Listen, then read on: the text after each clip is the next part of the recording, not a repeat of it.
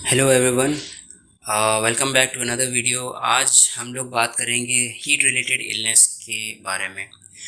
और सबसे पहले तो ये बता दें कि आपका बहुत सपोर्ट रहा है हमारे चैनल पे। आप बहुत सारे लोग कमेंट्स करते हैं, बहुत सारे लोग लाइक करते हैं, सब्सक्राइब किए हैं बहुत सारे लोगों ने, तो उसके लिए thank you so much, thank you so much for supporting us.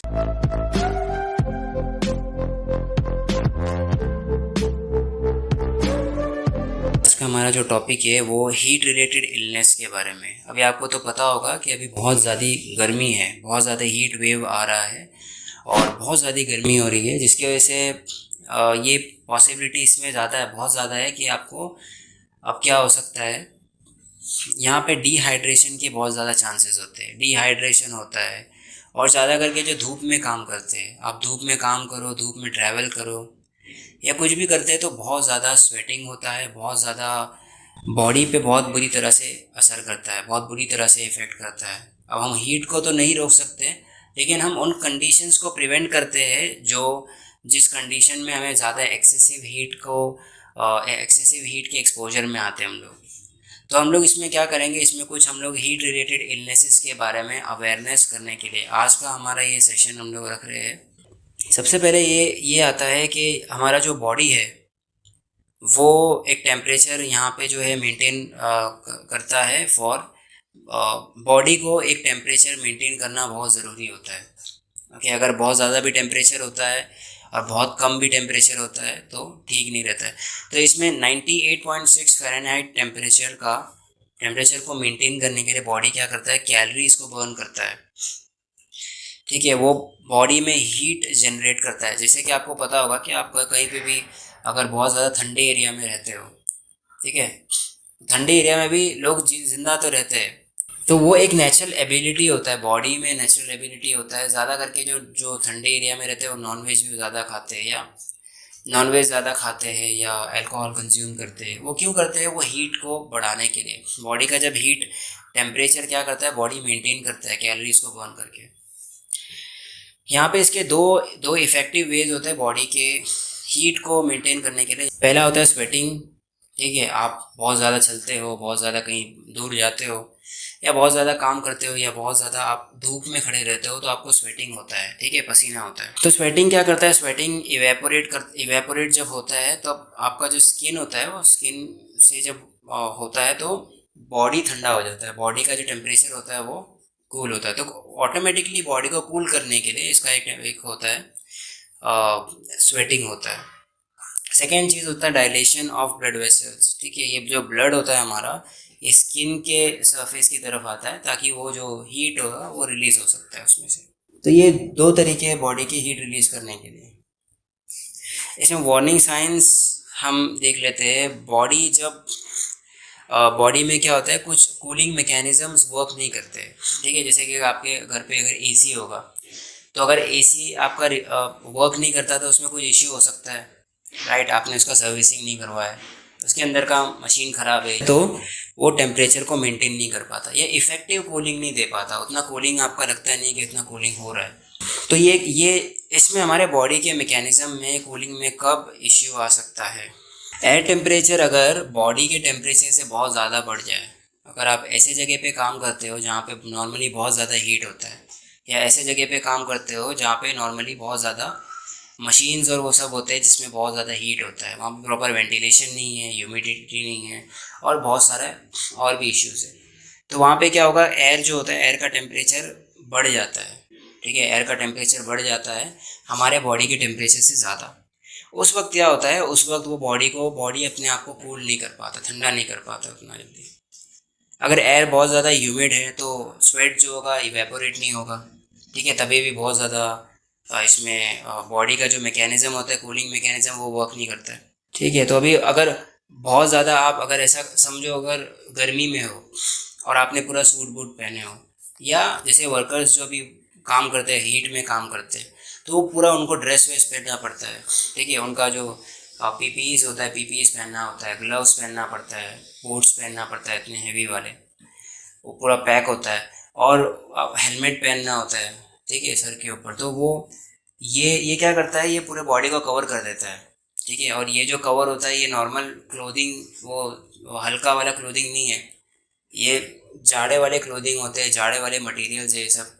तो इससे जब कवर होता है बॉडी तो वो इवेपोरेट नहीं होता स्वेट, जिसकी वजह से वो अपना जो बॉडी का जो नेचुरल टेंडेंसी है उसकी बॉडी के टेम्परेचर को कूल करने की, डाउन करने की, वो बॉडी नहीं कर पाता। Heat rashes and heat cramps. Heat rashes कब आते हैं? जब ये स्वेट के जो डक्ट्स होते हैं वो क्लॉग्ड हो जाते हैं। और हीट क्रैम्प्स कब आते हैं? जब बहुत मसल्स पेनफुल होता है, क्रैम्प्स जैसा आते हैं।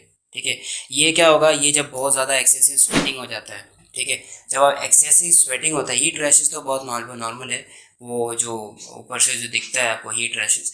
और हीट क्रैम्प्स क्या होता है? हीट क्रैम्प से ना जो एक पेनफुल बहुत ज़्यादा होता है, मसल्स में पेन होता है, क्योंकि हमारे जो इलेक्ट्रोलाइट्स होते हैं जब हम स्वेटिंग करते हैं, जब हम स्वेट करते हैं तो हमारे इलेक्ट्रोलाइट्स जो होते हैं वो लूज़ हो जाते हैं, लूज़ कर देते हैं हम लोग। ठीक है, वो उसमें हमारा फ्लूइड लेवल जो होता है वो भी हम लोग लूज़ कर देते हैं, फ्लूइड, बॉडी फ्लूइड्स। और जो उसके अंदर जो मिनरल्स होते हैं, इलेक्ट्रोलाइट्स होते हैं, वो सब लूज़ हो जाते हैं। इसके लिए हम लोग नॉर्मली बहुत ज़्यादा स्वेटिंग होने के बाद ORS या ग्लूकॉन डी हम लोग पीते हैं। हीट सिनकोप, ये क्या होता है कि बहुत ज़्यादा हीट के उसमें दौरान यहाँ पे लाइट हेडेड होता है, यानी चक्कर आना शुरू होता है और बेहोश हो जाता है, गिर जाता है। ये क्या करता है? ये कैसे होता है? ये जब भी चक्कर आता है या गिर जाता है कोई, तो उसका मतलब ये है कि ब्लड फ्लो जो होता है ब्रेन में ब्लड फ्लो कम हो जाता है। ठीक है, और ब्लड प्रेशर लो होने की वजह से तो वो जो ब्लड वेसल्स जो होते हैं डायलेट हो जाते हैं। ठीक है, और ब्लड प्रेशर लो हो जाता है। क्योंकि ब्लड वेसल्स को डायलेट होने की क्यों ज़रूरत है? क्योंकि एक मेथड है ना उसका कि वो स्किन की तरफ आता है ब्लड, ताकि वो हीट को कंट्रोल कर सके, टेम्परेचर को कंट्रोल कर सके, हीट लूज कर सके। इसके लिए ब्लड जो होता है स्किन की तरफ जाता है। अब जब ब्लड स्किन की तरफ जाएगा तब क्या होगा? वहाँ पे ब्लड डायलेट होगा, डायलेट होने की वजह से ब्लड प्रेशर, जो बॉडी का ब्लड प्रेशर जो होगा वो कम हो जाएगा, और ब्लड फ्लो जो होता है ब्रेन की तरफ वो कम जाएगा। तो उसकी वजह से क्या होगा? वो ब्लड वॉल्यूम ड्रॉप होगा और उसके बाद में बेहोश हो जाता है, फेंट हो जाता है। तो ये हीट सिनकोप बोलते हैं इसको। सेकंड आता है हीट एग्जॉशन। ये बहुत होता है। ये कब होता है? ये जब बहुत ज़्यादा वाटर और सॉल्ट जब निकल जाता है ना, वाटर और सॉल्ट मीन्स बहुत ज़्यादा पसीना निकला, बहुत ज़्यादा स्वेटिंग हो गया, बहुत टाइम से आप काम कर रहे हो, फिजिकल वर्क भी चला जा रहा है और धूप में, ऊपर से धूप है, गर्मी है, तो इसको हीट्स में होता है हीट एग्जॉशन। एग्जॉशन मीन्स थक जाना, बहुत ज़्यादा थकान होना, तो ये हीट की वजह से होना। साइंस क्या क्या है? बहुत ज़्यादा कमज़ोरी लगना, बहुत ज़्यादा डिजीनेस यानी चक्कर जैसा आना, नोज़िया, हेडेक, ठीक है, हैवी स्वेटिंग, बहुत ज़्यादा स्वेटिंग, ठीक है, क्लैमी स्किन, ये सब इसके कुछ सिम्टम्स होते हैं, कुछ नॉर्मल सिम्टम्स होते हैं जो हमको दिखाई देते हैं जब हीट एग्जॉशन होता है।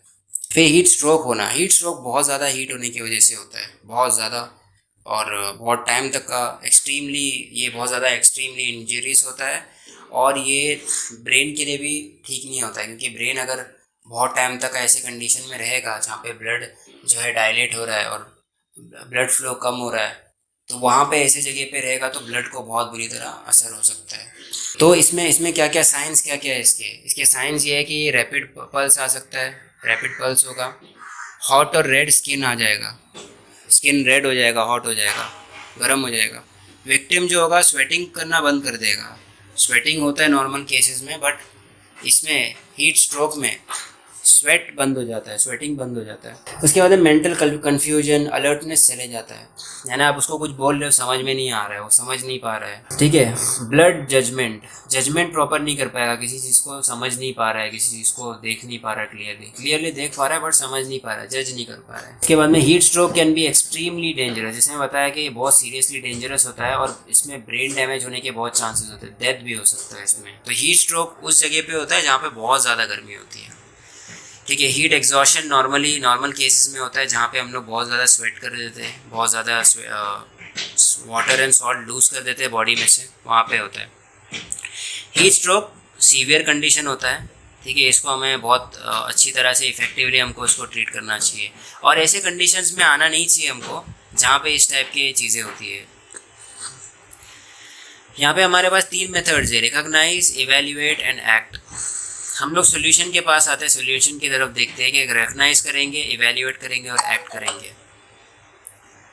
यहाँ पे 3 चीज़ें: know how to recognise a victim of heat related illness, evaluate the symptoms and act. पहले आप रिकग्नाइज करोगे कि विक्टिम को हुआ क्या है, ठीक है। हीट क्रैम्प से have the workers sip water और a sports drink. Heat cramp हुआ है उसको, तो उसको क्या करना है, आपको वाटर देना है या तो स्पोर्ट्स ड्रिंक जो भी होता है, ठीक है, हाइड्रेशन के लिए वो आपको देना है। और उसको स्ट्रेच करना है, उसके बॉडी पार्ट को स्ट्रेच करना है, थोड़ा सा मसाज करना है या आइस पैक लगाना है उसके ऊपर थोड़ा सा, ठीक है। फिर आपको क्या करना है, मेडिकल अटेंशन आपको सीख करना है। अगर हार्ट प्रॉब्लम है उसको, ठीक है, अगर क्रैम्प अगर होता नहीं है ठीक से, तो आपको medical help, emergency medical help आपको सीख करना है, ठीक है।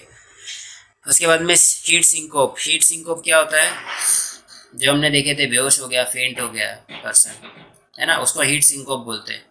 तो आप क्या करेंगे, आप उसको नीचे लिटाएंगे, ठंडे एरिया में लिटाएंगे और आप मेडिकल हेल्प के लिए कॉल करेंगे, ठीक है। उसका ब्रीदिंग आप चेक करोगे अच्छे से टाइम टू टाइम। ये सब आपको प्रिकॉशन लेना है। सबसे पहले तो आपको ये करना है कि वो जो पर्सन ने जो पीपीज वीपीज पहन के रखा है ना, जो भर भर के, वो पीपीज आपको सबको निकालना है।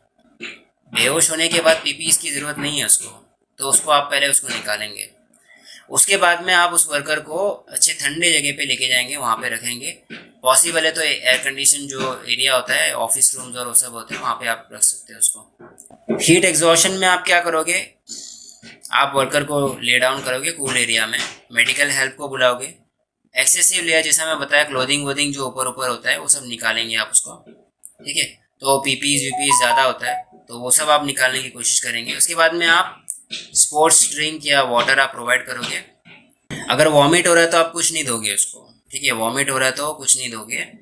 फिर आप क्या करोगे, उस पर कूल स्प्रे करोगे, या तो आप स्प्रे करो या तो स्पॉन्ज आता है ना, स्पॉन्ज से आप पानी में डुबाओ उसको, थोड़ा सा वेट करो और फिर स्पॉन्ज से उसके ऊपर खाली रब करो उसके बॉडी पे, ठीक है। शर्ट वर्ट लूज करके आप उसको खाली रब करो, तो वो क्या होगा, तो उसको टेम्परेचर जो होगा वो नॉर्मल उसमें आने लगेगा उसका।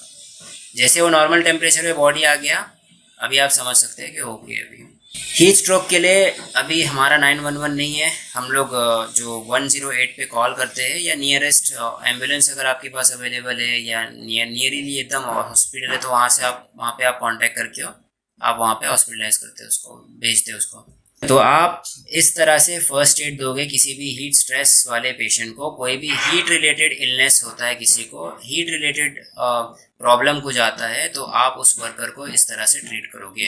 अगर हीट स्ट्रोक होता है तो वो आप ऑब्वियसली उसको सेम चीज़ करोगे, आप अच्छे जगह पे लेके जाओगे, ठंडे जगह पे लेके जाओगे, आइस वाइस लगाओगे उसको, ठीक है। आइस पैक को कपड़े में रोल करके, आइस पैक को डायरेक्टली नहीं लगाना है, कपड़े में रोल करके नेक के पास, अंडर आर्म्स, ठीक है, और जो भी अंडर आर्म्स और नेक के उधर रख के आप उसको ठंडा कर सकते हो थोड़ा। और वो जो स्पॉन्ज बात जो मैंने बोला, तो स्पॉन्ज लेके आप उसको रब कर सकते हो उसके ऊपर पानी में डुबा के। ये तब तक आप कर सकते हो जब तक आपका मेडिकल हेल्प अराइव नहीं होता, तब तक आप ये चीज़ कर सकते हो। तो इस तरह से आप मैनेज करते हो हीट रिलेटेड इलनेसेस को। हीट रिलेटेड इलनेस को पहले रिकॉग्नाइज करोगे, ठीक है। उसके बाद आप क्या करोगे, रिकॉग्नाइज करने के बाद आपको पता चल जाएगा कि क्या है ये चीज़, क्या हुआ है, हीट एग्जॉशन या हीट क्रैम्प्स, हीट सिंकोप, जो हुआ है उसके हिसाब से आप उसको ट्रीट करोगे। तो रिकॉग्नाइज, इवेल्युएट एंड एक्ट।